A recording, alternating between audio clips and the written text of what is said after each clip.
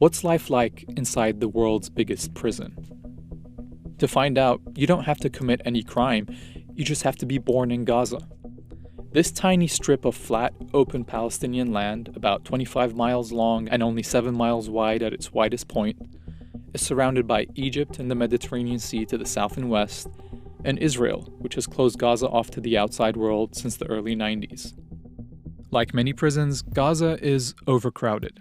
In 2021, the population grew to over 2 million, with one of the highest population densities in the world, triple that of Detroit, which is about the same size. But where did all these people come from? Well, about 70% of Gazans are refugees and their descendants. They were forced to move there when Israel took over their towns and villages around the time it was founded in 1948. Many fled, thinking they were temporarily getting to safety. But Israel has never allowed them to go back, despite many of these towns and villages being a short drive or walking distance from Gaza. Israel actually went on to occupy Gaza in 1967, imposed military rule on the people who lived there, and gave part of its territory to Israeli settlers. In the early 90s, it imposed a closure policy on Gaza. Palestinians there could no longer leave without a time-restricted, hard-to-get permit, and Palestinians from other areas were restricted from visiting Gaza as well. But it was in 2006 when things got really bad. Israel had pulled its soldiers and settlers out of Gaza the year before, while still controlling the borders, the airspace, and the economy. The Palestinian group Hamas, which has a military wing that fights the Israeli occupation, won Palestinian elections and took over Gaza. In response, Israel took its policies to the next level. The only power plant was bombed. Travel was banned. Most imports and exports were blocked, forcing most of Gaza's factories to shut down. Fishermen couldn't fish beyond a very limited area.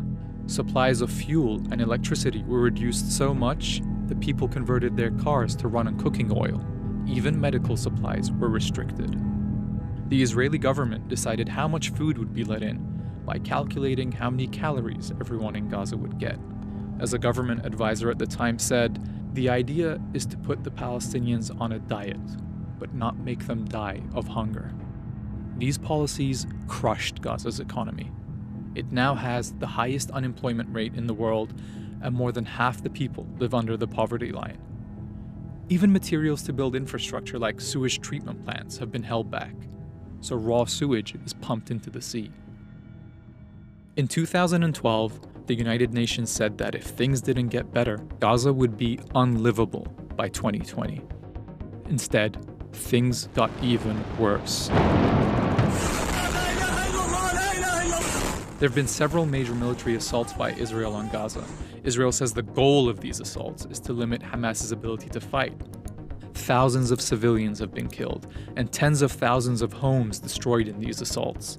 Israeli officials call it mowing the lawn.